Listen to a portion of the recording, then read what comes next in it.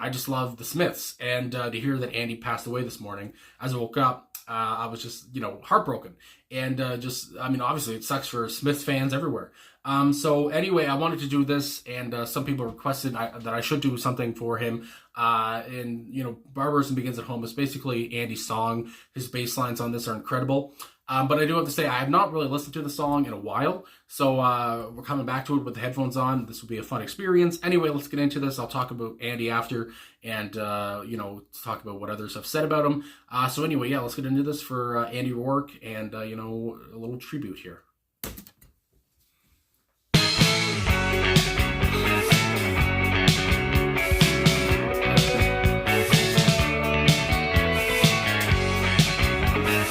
Right off the bat.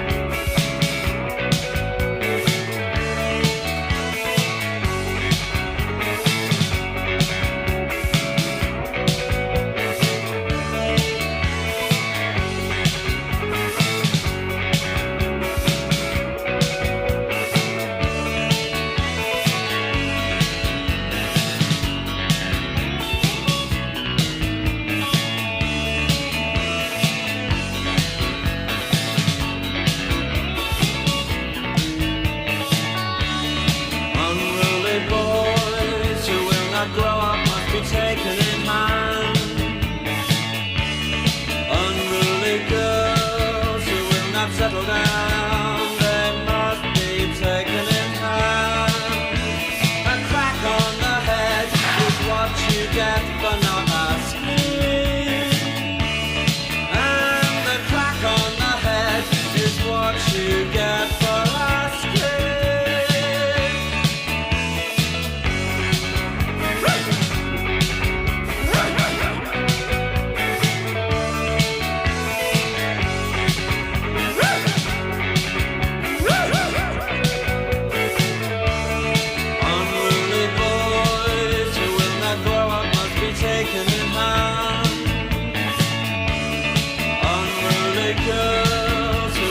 Settle down, they must be taken in hand.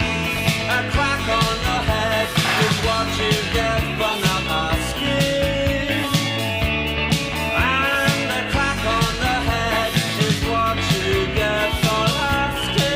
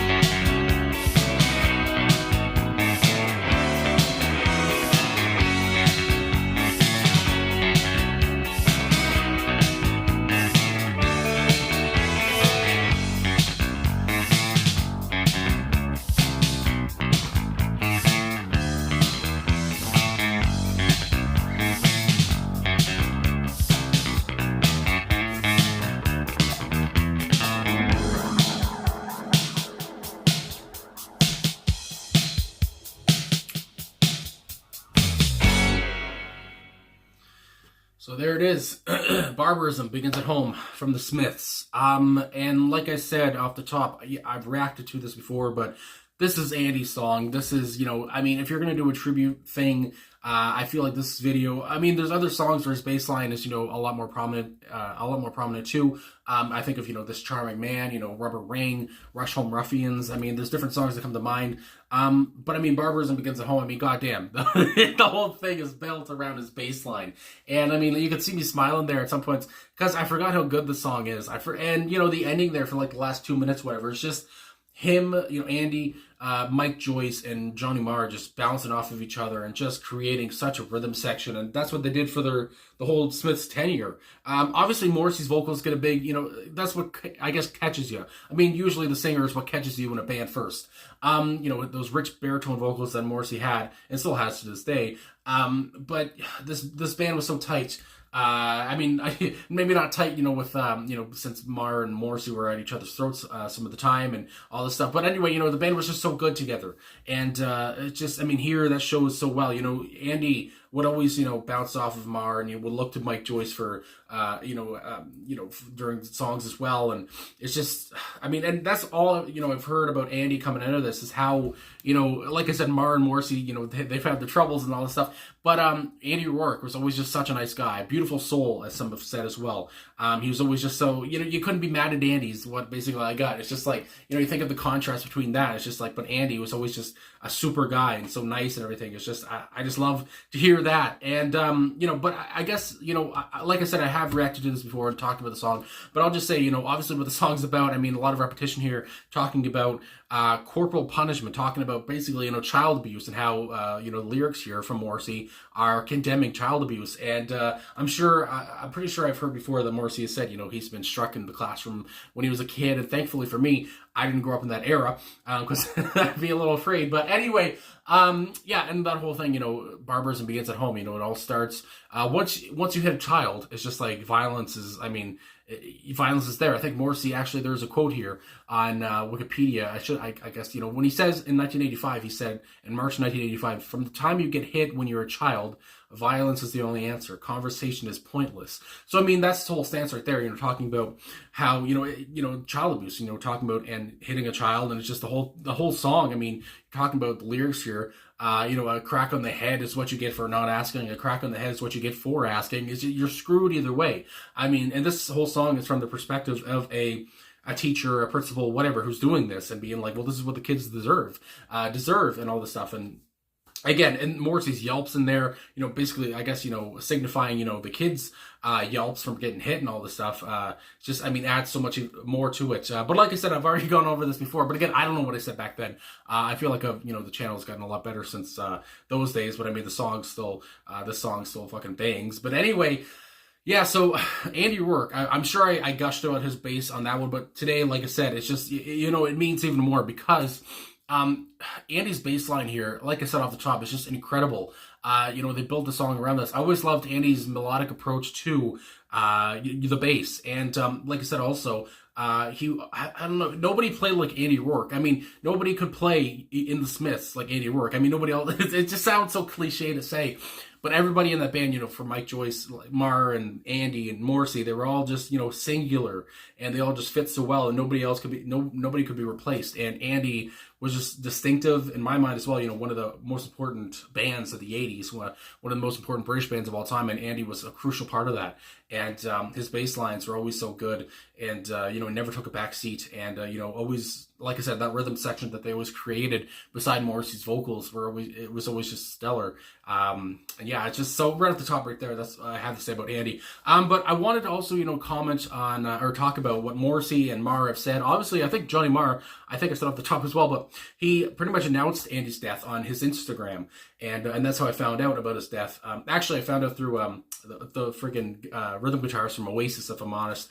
He retweeted Johnny Marr's thing, and I saw that, and I let out a big no right off the bat. I was like, no way, he died, my God. It's just, again, heartbroken.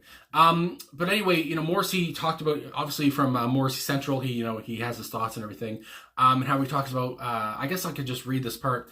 This is from, I don't know if this is the whole part or if this is just an excerpt or whatever, but this is from an article. And basically, it talks about everything that Andy was about.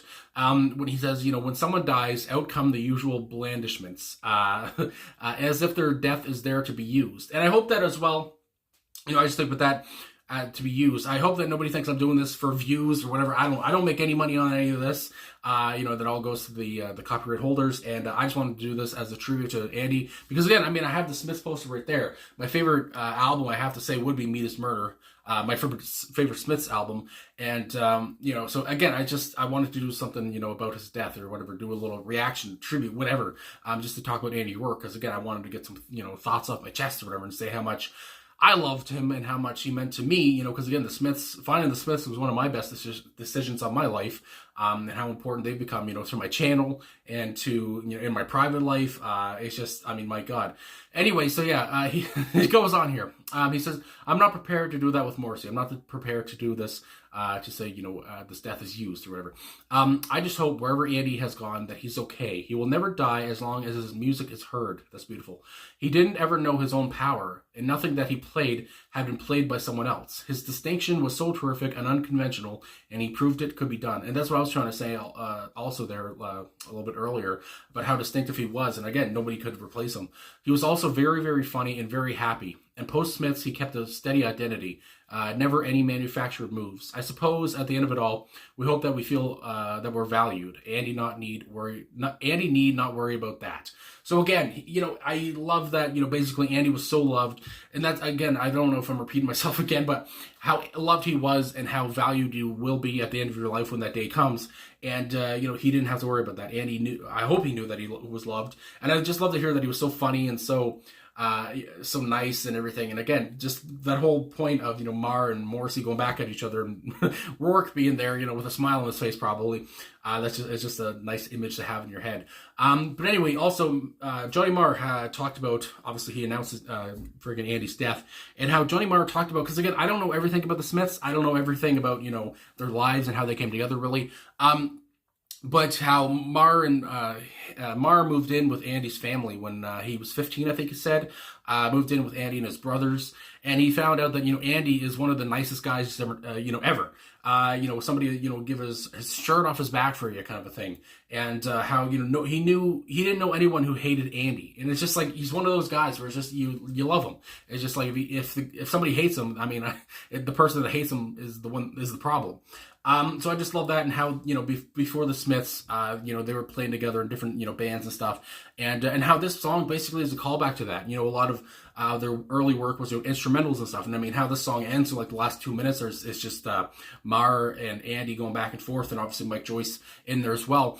It's a callback to the early days, and Andy Rourke's bass line, obviously a lot, very funky, and the Smiths weren't always like that, but here it's a callback to that, where Andy felt like he could get away with some funkiness on this track. And I've even seen Johnny Marr say that he thought the song was kind of corny, and all this stuff. But at the end of the day, it's such a banger, and it's such a great Andy Rourke track. it's all around Andy on this one. And, I just love how much he was loved. And I guess basically, there's another little excerpt here from what from what Johnny had to say about Andy on his Instagram. And it says, Andy will be remembered as a kind and beautiful soul by those who knew him, and as supremely gifted by musicians and by music fans. In his tribute, Marr also said, I was present at every one of Andy's bass takes on every Smith session. Sometimes I was there as a producer, and sometimes just as a proud mate and cheerleader. Watching him play those bass lines was an absolute privilege and genuinely something to behold. But one time, which always comes to mind, is when I sat next to him at the mixing desk, watching him play the bass on the song "The Queen Is Dead." I forgot to mention that earlier when I talked about great bass lines from Andy. "Queen Is Dead." I did a redux of that one before as well, after the Queen died. It was so impressive that I said to myself, I'll never forget this moment. So obviously, and it's so heartbreaking as well, because Marr and Andy were just so close, and even his daughter, Sonny Marr, talked about how Andy and her dad were always so close, and in this last month, they were close still. He was there all the time. It's just, it sucks to hear, like, that Andy went. And again, because I didn't he had cancer. I don't know if he kept it private. I guess he might have. I don't know, because I didn't know that he was battling cancer at all. And again, it sucks to hear that today that he went, and because again, I didn't know he was in trouble at all. But yeah, just the relationship between Andy Rourke and Johnny Marr was beautiful. Obviously Morrissey, saying again, he hopes that he's happy wherever he is, because he made Morrissey happy during his lifetime. That's one thing that Andy did, was make people happy. And, everything I see from other musicians talking about meeting Andy and all this stuff, people from like the Killers and Billy Bragg, I think it was. And there's somebody else now that I remember, they said they met Andy, a younger band that I remember who it was now. But anyway, they met him and he was so nice and so down to earth. And I mean, that's just everything you hear about Andy. Like I said, there wasn't anyone who hated him. And if there was, I feel like, the person that hated him was the problem. So yeah, it's just, so with this song, such an incredible bass line, such a distinctive bassist. I mean, yeah, I don't know if there's anything else I really need to say. I just wanted to really talk about this song, because, how funky it was, how it's all about Andy basically on this track. And I feel like that this was a fitting song to do for Andy. And, just to talk about his death. Because again, I mean, basically on a lot of my videos, a lot of Smiths videos I've seen today, people are saying, rest in peace to Andy. Pretty much every Smiths reaction I've done, and Morrissey reactions as well. And I mean, yeah, Andy was so loved, and Andy was so liked, and my goodness, by everybody, by fans, family, friends, everything. So yeah, it just sucks to hear that he passed, and that 3 of the 4 members are alive now. When that Andy's gone. So anyway, rest in peace to Andy Rourke. Obviously, like I said, the Smiths are one of my favorite bands of all time. The Meanest Murder is one of my favorite albums of all time. And How Soon Is Now is my favorite song of all time. So obviously this band has had a big effect on me and a big effect on many other people. And Andy was crucial in that. So yeah, rest in peace to him. And like Johnny Marr said, at the end of his Instagram post, he said something along the lines of, you did good. It's just, I mean, again, it's so sad to hear, because again, you're losing a childhood best friend.